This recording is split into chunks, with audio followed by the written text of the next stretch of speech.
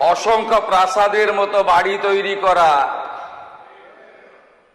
অনেক অনেক কিছু করে নিয়েছেন। কিন্তু 21শে জুলাই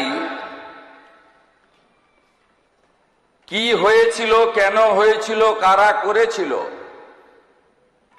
পশ্চিমবাংলার 11 কোটি জনতা জনার্দন এখনো জানতে পারল না। কমিশন অনেক আগে রিপোর্ট দিয়েছে। নিয়ম হলো কমিশনের রিপোর্ট পাওয়ার পরে মন্ত্রিসভাকে জ্ঞাত করে সেটা বিধানসভাতে টেবিল করা যায়, অথবা বিধানসভা না চললে জনসমক্ষে আনা যায়। যেহেতু বিধানসভা চলছে, তাই আমি অন্য কোনো প্ল্যাটফর্ম থেকে এটা করতে পারি না। বিধানসভা আমাদের কাছে মন্দির, গণতন্ত্রের সবচেয়ে বড় মন্দির। সেই বিধানসভাতে আমি এটা সচিব মহোদয়কে দিয়ে দিলাম আপনার অনুমতি নিয়ে। সেখান থেকে যারা চাইবেন অপারেটিং পার্ট চিঠি করলে ফটোকপি পেয়ে যাবেন, যা নিয়ম রয়েছে। বিচারপতি Sushanta Kumar Chatterjee commission of inquiry, স্বরাষ্ট্র রাজনৈতিক দপ্তরের বিজ্ঞপ্তি নম্বর 6256 P/44/12/11 তারিখ 4/11/2011 রাজ্য সরকার কর্তৃক গঠিত 1993 সালের 21শে জুলাই মহাকরণ অভিযানের তদন্ত। কমিশনের পর্যবেক্ষণ সুপারিশে পরে আসার আগে এই কমিশন কাদের কাদের ডেকেছিল, মোট 44 জনকে ডেকেছিল। এর মধ্যে উল্লেখযোগ্য কয়েকটি নাম আমি আপনাদের কাছে রাখছি। 1 নম্বর, লেট বুদ্ধদেব ভট্টাচার্য, প্রাক্তন মুখ্যমন্ত্রী প্রয়াত। Shri N Krishnamurthy, chief secretary দিদেন। শ্রী মনীষ গুপ্ত, হোম সেক্রেটারি দিদেন। Tusharkanti Talukdar, commissioner of police, সব ওই সময়ের। Shri Kanwaljit Singh, joint commissioner of police. Rajkamal Johri, joint commissioner police. Shri Dinesh Chandra Bajpai, additional CP. Shri Prabir Kumar Das, ex OC Hastings. Shri DN Biswas, ex DC headquarter. Shri Siddhartha Roy, ex DC CD. Shri DK Ghoshal, ex sergeant. Shri Kiriti Sengupta, x DC SB. Shri Biman Bose, left ফ্রন্টের যিনি chairman ছিলেন, সম্ভবত সেই সময় CPIM এর সম্পাদক ছিলেন। শ্রী সোমেন্দ্রনাথ মিত্র, শ্রী প্রদীপ ভট্টাচার্য, শ্রী মঞ্জু কুমার মজুমদার, শ্রী প্রভাস ঘোষ, শ্রী বিশ্বনাথ চৌধুরী, শ্রী সরল দেব, শ্রী কিরণময় নন্দ, শ্রী তপন সিকদার, ডক্টর ওমর আলী, শোভনদেব চট্টোপাধ্যায়, পঙ্কজ ব্যানার্জি, মদন মিত্র, সৌগত রায়, রুমা মুখার্জি, রীতা মুখার্জি, অনিন্দ জানা, রাজীব বসু, শুভম দত্ত, অমিত ধর ইত্যাদি, মোট 44 জন। সবচেয়ে বড় যিনি সাক্ষী হিসেবে নিজেকে দাবি করেন, প্রাক্তন মুখ্যমন্ত্রী মমতা বন্দ্যোপাধ্যায়কে কমিশন ডাকার প্রয়োজন মনে করেনি। হয়তো আলাদা করে বলে দিয়েছিলেন যে আমাকে ডাকবেন না। সবাই উপস্থিত হয়েছেন, কেউ কেউ কোশ্চেন হিয়ারিং এর উত্তরও দিয়েছেন পাঠানো প্রশ্নের। একজন রিফিউজ করেছিলেন যে আমি সাক্ষী দিতে যাব না। তার নাম হলো প্রাক্তন অপোজিশন লিডার 2001 থেকে 2006 প্রয়াত পঙ্কজ ব্যানার্জি। তিনি বলেছিলেন, তার স্টেটমেন্টে ইংরেজিতে রেকর্ড করা আছে, তাই আমি ইংরেজিতেই পড়ছি। When summoned by the commission as the first victim of the 1993 agitation, where is sustained head injury, that means late Pankaj Banerjee, expressed his inability to depose and gave a statement to the media that I believe that the person solely responsible for the firing was none other than the Home Secretary Monish Gupta. But the culprit has been given a berth in the Mamata Banerjee cabinet. It is quite apparent why the commission could not take his name or hold Monish Gupta responsible. The commission did it under the direction of the powers that be.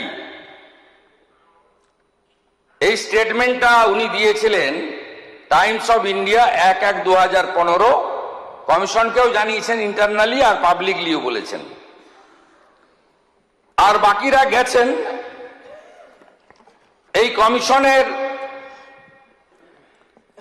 যে inquiry report, সেই inquiry রিপোর্টে commission যে মূল অবজারভেশনগুলো দিয়েছে, যা এটাতে আছে P Neeraj নয়ন, principal secretary. এটাতে আমি বাংলা করে আপনাদেরকে বলছি।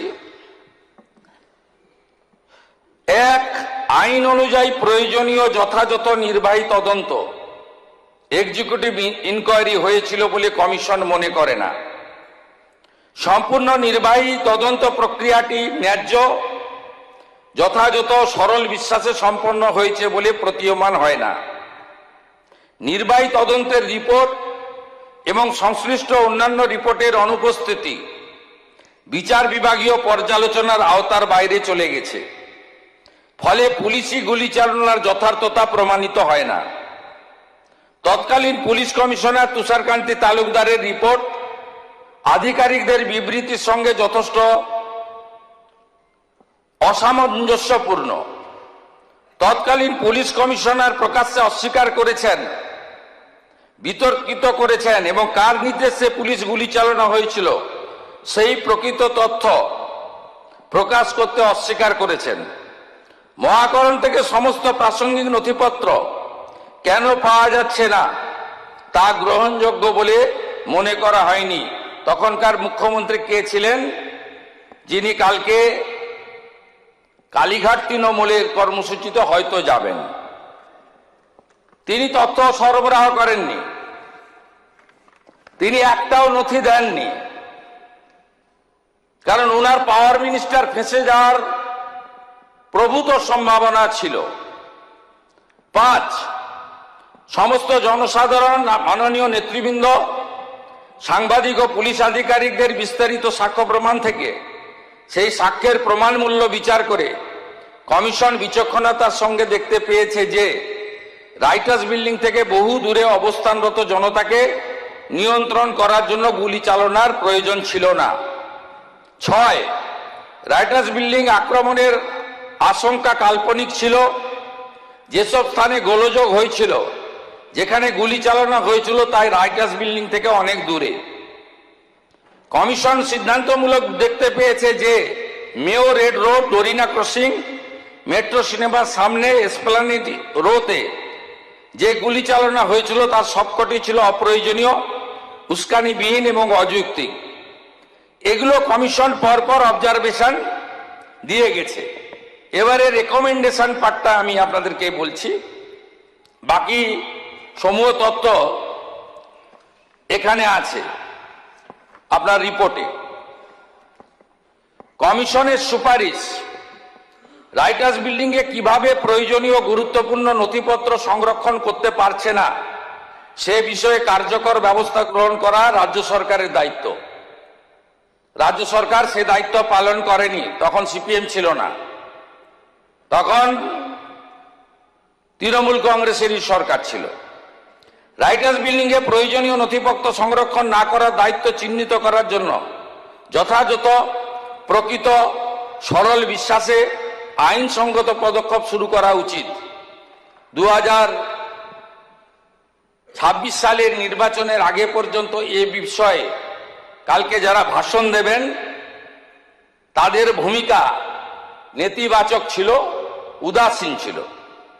ভবিষ্যতে অনুরূপ দুর্ঘটনা এড়াতে রাইটার্স বিল্ডিং এ অবস্থিত রাজ্য সরকারের সদর দপ্তরে ও লালবাজারে পুলিশ দপ্তরে নথিপত্র হারিয়ে যাওয়ার কারণ সম্পর্কে যথাযথ তদন্ত করা উচিত। এক্ষেত্রেও আপনারা আপনাদের দায়িত্ব পালন করেননি। যে সমস্ত ভুক্তভোগী মারা গেছেন, যে সমস্ত ভুক্তভোগী আহত হয়েছেন, তারা ক্ষতিপূরণ পাওয়ার যোগ্য, কারণ তারা একটি আন্দোলনে অংশগ্রহণ করার জন্য কষ্ট ভোগ করেছেন। মৃত ভুক্তভোগীদের শহীদ হিসেবে গণ্য করা উচিত এবং এদেরকে শহীদ হিসেবে গণ্য করার রেকমেন্ডেশন করেছেন। কমিশন যে 12 জনকে পোস্টমর্টমের পরে চিহ্নিত করা হয়েছে, তাদের পরিবার, তাদের প্রত্যেককে 25 লক্ষ করে টাকা আর আহতদের 5 লক্ষ করে টাকা দেওয়ার সুপারিশ করছে। কি করেছেন আপনারা? আপনারা মৃতদের দিয়েছেন 2 লক্ষ করে টাকা আর আহতদের দিয়েছেন 15,000 করে টাকা। লজ্জা লাগে না?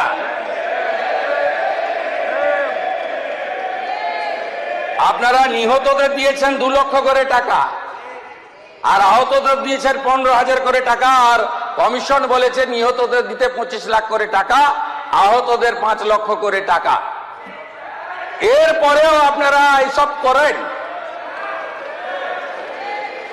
আমি এই রিপোর্ট পেশ করে আহত এবং ক্ষতিগ্রস্ত পরিবারকে বলবো, আপনারা যদি ফ্রেশ এফআইআর করতে চান, সে সুযোগ বর্তমান সরকার দেবে। আপনারা যদি কমিশনের সুপারিশ মতো ক্ষতিপূরণ বর্তমান সরকারের কাছে চান, মুখ্যমন্ত্রী রিলিফ ফান্ড থেকে আমি সেই ক্ষতিপূরণ দেব। আর যারা আপনাদেরকে ব্যবহার করে এমপি হলো, এমএলএ হলো, মন্ত্রী হলো, মুখ্যমন্ত্রী হলো, চার্টার ফ্লাইটে চললো, হেলিকপ্টারে আকাশে থাকলো, বাড়ি গাড়ি সম্পত্তি করলো, দুবাই গেল, সিঙ্গাপুর গেল, আমেরিকার হপকন্সে চিকিৎসা করালো, তাদের থেকে আপনারা দূরে থাকবেন। সাথে সাথে আমি এই হাউসকে বলছি যে আমাদের কাছে আরো বেশ কিছু তথ্য আছে, আমরা প্রয়োজন মতো সেগুলো প্রকাশ করব। যেমন আমফানের ক্যাগ রিপোর্ট, যেমন কোভিডে মেডিকেল ইকুইপমেন্ট পারচেজ রিপোর্ট, সব তথ্য আমার কাছে আছে। তথ্য আমি বের করেছি, পাবলিক ডোমেনে আসা উচিত, বিধানসভার টেবিলে আসা উচিত, এবং আপনারা যা যা ধ্বংস এখানে করে গেছেন এটা পশ্চিমবঙ্গের লোককে জানানোর দায়িত্ব আমাদের সকলের। আমরা সে কাজটা করব এবং আমি আরেকবার 21শে জুলাই আন্দোলনে যারা দেহ রেখেছেন, মারা গেছেন, তাদের বিদেহী আত্মাকে প্রণাম করে, আহতদের প্রতি সমবেদনা জ্ঞাপন করে, আর দোষী খুনি তাদের বিরুদ্ধে ব্যবস্থা নেওয়ার জন্য আপনাদের আবেদনকে মর্যাদা দেওয়ার অঙ্গীকার করে আমার কথা শেষ করলাম।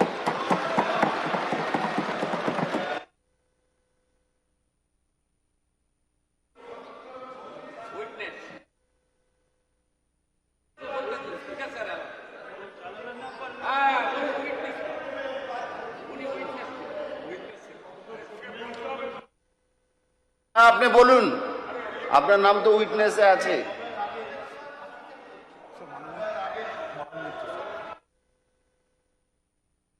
মাননীয় মদন মিত্র মহাশয়, যার নাম ওখানে উইটনেসে আছে, তার জন্য আপনাকে বলার জন্য আমি অনুরোধ করছি। বলুন। নমস্কার, আপনাকে মাননীয় অধ্যক্ষ মহোদয়, আপনি আমার সম্মান এবং প্রণাম গ্রহণ করবেন। সম্মানীয় মুখ্যমন্ত্রী, আপনি এবং আপনার সতীর্থ এবং আমার যারা সমস্ত বন্ধু এখানে রয়েছেন, তারা আসলে আমায় বলতে দিচ্ছিলেন না বা চাইছিলেন না। তার কারণ তার আমার গায়ের জামাটা দেখে তাদের আমায় বোধহয় কালো তৃণমূল মনে হচ্ছিল। আমি কালো তৃণমূল নই। আমি সবার আগে আপনাকে ধন্যবাদ জানাচ্ছি। আপনি শুভেন্দু অধিকারী, আপনার কাছে এই হাউস চিরকালের জন্য কৃতজ্ঞ থাকবে। তার কারণ আপনি একটা কবরস্থ ডেড বডিকে মাটির তলা থেকে খুঁড়ে নিয়েছে আবার প্রকাশ্যে বার করেছেন, যার গন্ধে গোটা পশ্চিমবঙ্গ একেবারে ভর্তি হয়ে যাবে। কেন চ্যাটার্জি কমিশনের রিপোর্ট বেরোয়নি, এর জবাব শুধু আপনি নয়, সারা পশ্চিম বাংলার কোটি কোটি মানুষ জানতে চায়। এবং যখন আপনি তুলেছেন, আপনি হোয়াইট পেপার বার করুন। আরেকটি অনুরোধ, যদি সরকারের পক্ষ থেকে একটা বিজ্ঞাপন বেরোয় এই ব্যাপারে কার কার কাছে কোনো রকম ইনফরমেশন থাকলে, জনগণ যদি সেই ইনফরমেশনগুলো গভর্নমেন্টকে দেন, গভর্নমেন্ট সেগুলো বিচার করে সাদরে গ্রহণ করবেন। আমরা চাই বিচার হোক, কারণ আমিও সাক্ষ্য দিয়েছিলাম, আমিও জানতে পারলাম না আমার বিচারটা কি হলো। ধন্যবাদ। মাননীয় সদস্যগণ, আমি গত 15 জুলাই 2026 তারিখে শ্রী শোভনদেব চট্টোপাধ্যায় মাননীয় সদস্যের কাছ থেকে এবং গত 17 জুলাই 2026 তারিখে শ্রী ঋতব্রত বন্দ্যোপাধ্যায় মাননীয় বিরোধী দলনেতার কাছ থেকে দুটি পৃথক চিঠি পেয়েছি। চিঠি দুটির বিষয় একই।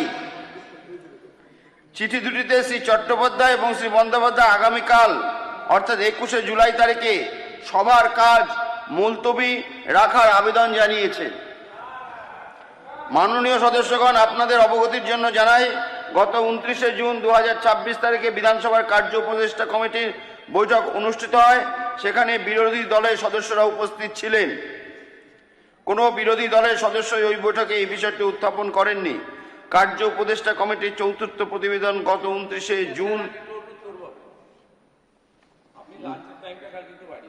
হাইকোর্ট তো ওনাদের বলেছে 12টা থেকে 2টো করতে।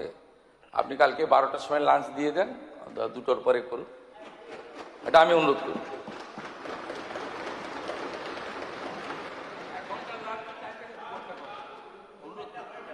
সিদ্ধান্ত নিন। আমি মাননীয় মুখ্যমন্ত্রীর যে অনুরোধ, সে অনুরোধ অ্যাকসেপ্ট করছি এবং আগামীকাল আমাদের মধ্যাহ্নভোজের বিরতি হবে হচ্ছে 2 ঘন্টার।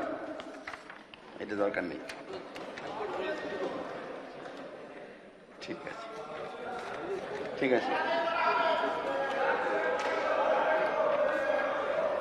আপনাদের মাননীয় সদস্য, আপনাদের এখনো আরো অনেক বিষয় আছে যেটা আমাদের খুব গুরুত্বপূর্ণ বিষয়, যেটা আমাদের এখন আলোচনা করতে হবে। প্লিজ প্লিজ প্লিজ প্লিজ বসুন, বসুন। এই বিষয়ে আর না, আমরা আমাদের যা কার্যসূচি আছে সেই অনুযায়ী করব। প্লিজ বসুন, প্লিজ প্লিজ বসুন। সময় নেই, এখন 7টা পর্যন্ত হবে।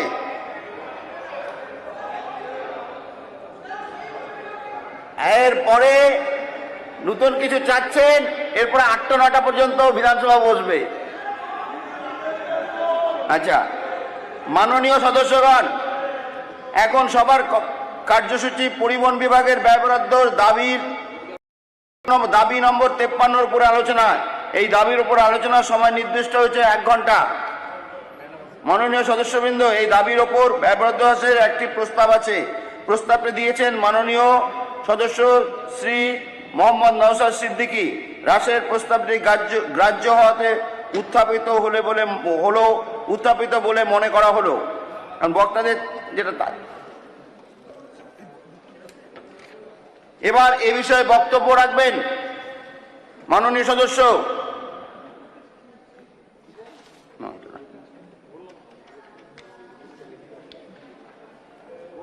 শ্রী সুরজিৎ মিত্র। সময় 10 মিনিট।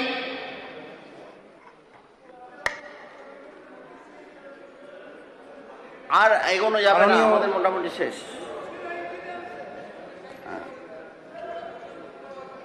মাননীয় অধ্যক্ষ মহোদয়, আমাকে সুযোগ দেওয়ার জন্য আপনাকে আমি কৃতজ্ঞতা প্রকাশ করছি। প্রথমে বসুন, আমি প্লিজ। কৃতজ্ঞতা জানাবো মাননীয় মুখ্যমন্ত্রী যে তথ্য 21শে জুলাই নিয়ে আমাদের সামনে তুলে ধরলেন, আমি এই তথ্যটা আমরা জানতাম না।